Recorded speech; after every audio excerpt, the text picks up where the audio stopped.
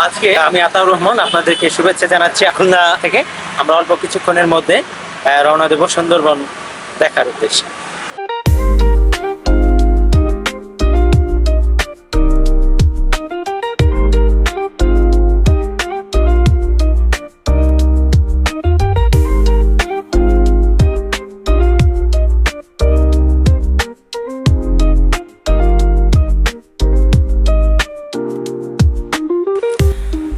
আমরা এখন মিনি বাসে অবস্থান করছি। অল্প কিছুক্ষণের মধ্যে আমরা সুন্দরবনের উদ্দেশ্যে খুলনা হতে সুন্দরবনের উদ্দেশ্যে রওনা দেব।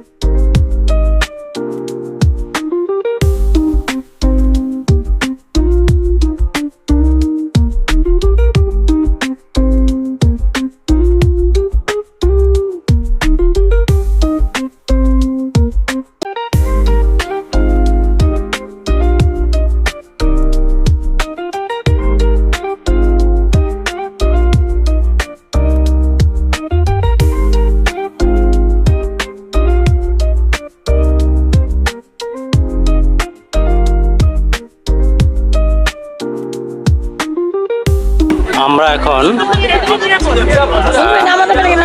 সুন্দরবন দেখার উদ্দেশ্যে ট্রলারে চেপেছি। দোতলা ট্রলার, এটি লঞ্চ বলা যায়, ছোট্ট।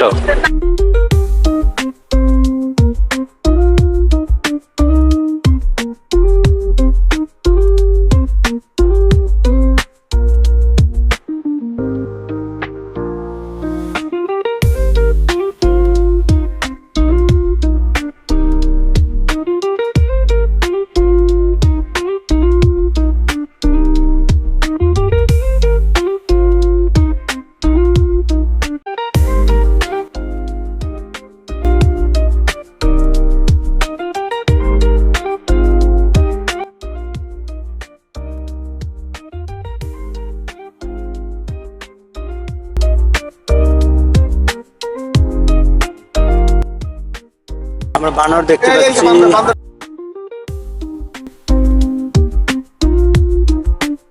সুন্দরবন এরিয়া চলে আসছি। আমরা ট্রলার থেকে নেমে যাব এবং সুন্দরবনের ভিতরে প্রবেশ করব। সুন্দরবনের গোলপাতা গাছ, যেগুলি কাটার জন্য বাওয়ালিরা বনে আসে।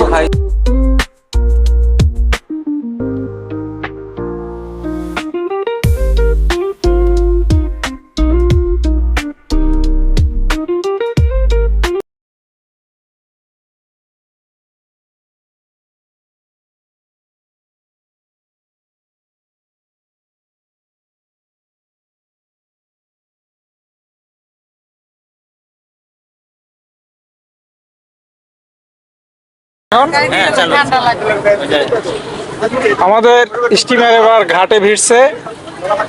ঘাট প্লেস করার জন্য প্রক্রিয়া চলমান আছে।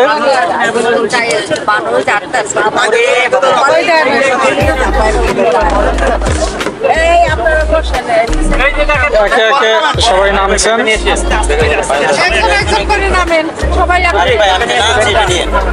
হ্যাঁ, আতর ভাই এবার নামছেন।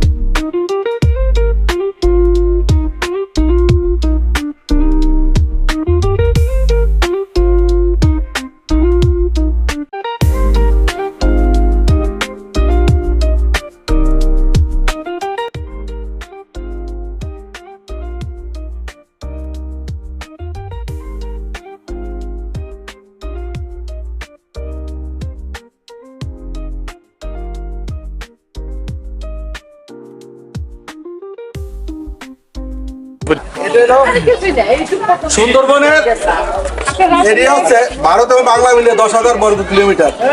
তার ভিতরে আমাদের বাংলাদেশ 6,017 আর ভারতে 4,000 থেকে 17 কম। আমার সামনে যে ম্যাপটা দেখছেন এটা 6,017 বর্গ কিলোমিটার। আমরা যেখানে দাঁড়ানো হচ্ছে সুন্দরবন শুরু আর কি, স্টার্ট এখানে করমজলে। এটা এখানে যে কালারগুলো দেখছেন এই কালার জেলা বা কারোর সাথে সম্পর্ক নাই, সম্পর্ক গাছের সঙ্গে। এখানে সাংকেতিক চিহ্ন আছে, বিভিন্ন গাছের কালার। এগুলো বাংলাদেশ 3টে জেলা নিয়ে অবস্থিত, সাতক্ষীরা, খুলনা এবং বাগেরহাট। তো এখানে পাথরের কতগুলো বৈশিষ্ট্য আছে, কতগুলো ছোট পাথর দেখছেন, কতগুলো বড় পাথর দেখছেন। এখানে ওই এলাকায় যে অরেঞ্জ কালার ছোট পাথর এবং পাথরগুলো মোটার দিকেও চিকুন এবং লম্বার দিকেও হাইট কম, কারণ ওখানে গাছের গ্রোথ কম, অর্থাৎ 15 থেকে 20 ফুট উচ্চতা, কারণ ওখানে সল্ট বেশি। ওর ওই পাশেই বিশাল নদী, ওই নদীর ওই পারে ভারত, যেখানে ভুসি জঙ্গল 15 হাইয়েস্ট 12 থেকে 15 ফুট উচ্চতা।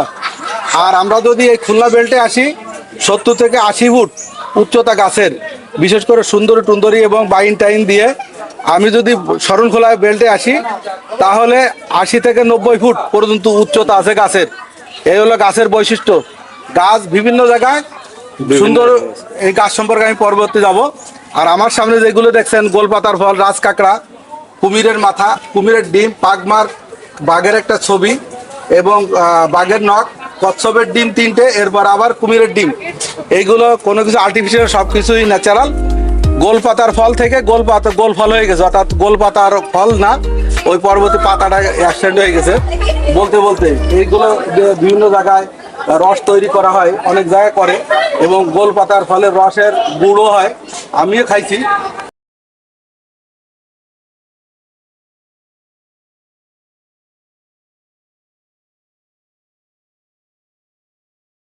তো এই করমজল থেকে হিরণ পয়েন্ট মিল কোনো নাম শুনছেন, যেটা গোল আকার দেখছেন, এর উপরে যে বালুটা আমার সোজা, হ্যাঁ, এটা হলো 150 কিলোমিটার এখান থেকে। আর এরপরে এর বাম পাশে সাদা বাল দুবলার চর 165 কিলো। এরপরে বাম পাশে দুটো বাল দেখছেন, জোড়া বাল, ছোট একটা ক্যানেল, ওটা কটকা, ওটা হচ্ছে 160 কিলো। এটা হলো আমার দূরত্ব। এবং আমার যেখানে আমার সোজাই ল্যান্ড যেখানে শেষ হয়েছে, ওর পাশে 25 মাইল দূরে সোয়াস অফ নো গ্রাউন্ড, যেখানে অতল স্পর্শ সাগর, যেখানে যে ল্যান্ড পায় না শেষ পর্যন্ত দেখা যায় 3000 ফুট ডিপ। ওখানে যে এখানে আমাদের সেটেশনদের বসবাস, অর্থাৎ ডলফিন, পারবয়েজ এবং তিমি, এই জাতীয় সেটেশনদের বেশিরভাগ বসবাস। এবং আরও পরবর্তী খোঁজা আছে এই ধরনের খাড়ি গিরিখাত আছে কিনা, এই ধরনের খোঁজা আছে। এই হলো আমার মূল সারাংশ। এখানে স্যার, এখানে আমাদের কুমির প্রজনন কেন্দ্র একমাত্র সরকারি, 196টি কুমির আছে আমাদের প্রজনন কেন্দ্রে। তারপরে এই যে কুমিরের ডিম, এখানে কুমির হচ্ছে রেপটাইল প্রাণী, শীতল রক্ত প্রাণী। এরা ডিম তা দিতে জানে না, এদের বালুর ভিতরে হয় দিলে ডিম ফোটায়। আর অনেক সময় আমরা যারা পুকুরে চাষবাস করি, সেখানে ওই পুকুর পাড়ে যে জঙ্গল থাকে, জঙ্গল ভাঙিয়ে তার ভিতরেই ডিম ওরা ডিম দেওয়ার পরে 2 থেকে 3% আর 4% ডিম ফুটে। কিন্তু আমরা কি করি, আমরা এখানে ইনকিউবেটরের ভিতরে ডিম এনে 76% ময়শ্চারাইজার আর 34-5% হিট রেখে এগুলো ফুটানো হয়, তাতে 75% তাদের ফোটে। আবার একটা আছে যে কমার্শিয়াল লাইনে যারা কুমির প্রজনন করে, সেটা হচ্ছে মাংস বিক্রি করার জন্য বিশ্বের ভিতরে সবচেয়ে দামি মাংস কুমির এবং সুস্বাদু মাংস।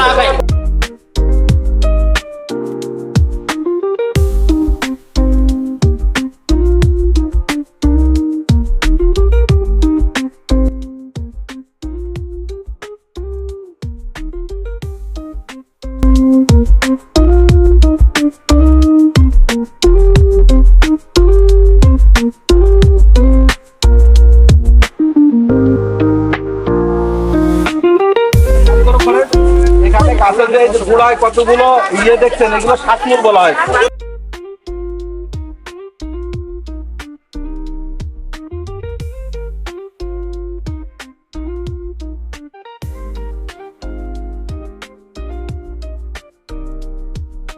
এইগুলো কাজ হবে না, আর এইগুলো গাছে শ্বাসমূল শিকড়ও না, শ্বাসমূল এটা শ্বাস প্রশ্বাস গ্রহণ করে।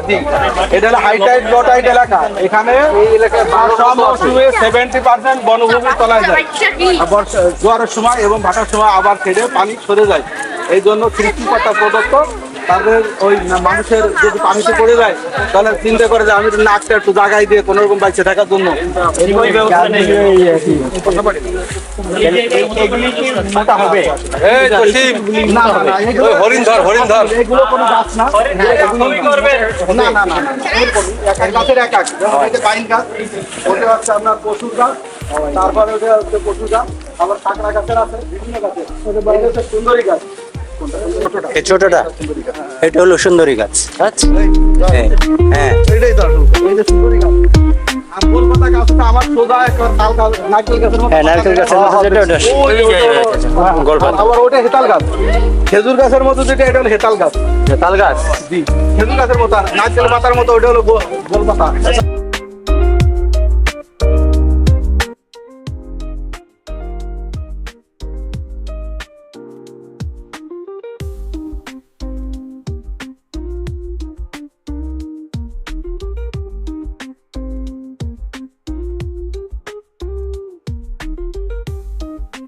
সুন্দরবনের পুষ্করা হরিণ, চিত্তারণী এবং পার্কিং ডিয়ার অর্থাৎ ছাগল হরিণ বলা হয়। খাবার আনছেন হরিণের? ঘাস। ঘাসগুলো ঘরে খায়। জীবনে প্রথম হরিণ বলবো। আমি বাঘ ধরছিলাম তো। ওই যে মনে আছে এই কষ্ট করে। তোলেন, সমস্যা নেই, তোলেন, সবাই নেন, নেন। কি এটা কি জিনিস? ঘাস, এটা হলো ঘাস, জ্বরে হয় এই ঘাস। আরে বাবারে বানর দেখে আসছে। বানর লাভ দিয়ে এসে করছে। হ্যাঁ না তুই খাইতে পারিস না। এই দেখা। এই না বাবু এখানে আসো। নাও নাও খাও। এই যে হাত থেকে এখন একটা হরিণ খেলো। হ্যাঁ আমাদের গাইড পাতা দিয়েছে, সেই পাতা দিলাম এবং হরিণ সেই পাতা খেয়েছে। হরিণ হচ্ছে ছাগল প্রজাতি। নাও বাবু আসো আসো আসো আসো আসো। গুড গুড এই তো আসছে। কেন কেন হ্যাঁ গুড গুড গুড গুড খাও। হ্যাঁ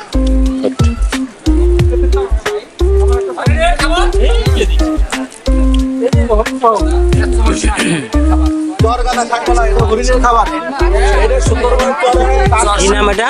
চর শাক। মানুষও খায় শাক মানুষে খায় আছে চর শাক। মানুষও খায় না মানুষও খায় এটা শাক মানুষের শাক খাওয়া যায় না। টক টক না টক না টক না, টক না, আমরা খাইছি। হরিণের খাবার আয়, আয়, আয়। যেগুলো শিং আছে এগুলো পুরুষ, আর যেগুলো শিং নেই এগুলো মহিলা। যেগুলো শিং আছে সেগুলো পুরুষ আর যেগুলো শিং নেই এগুলো মহিলা। গলদা হরিণ, আম্বার হরিণ, চিত্রা হরিণ, এটা হলো চিত্রা হরিণ।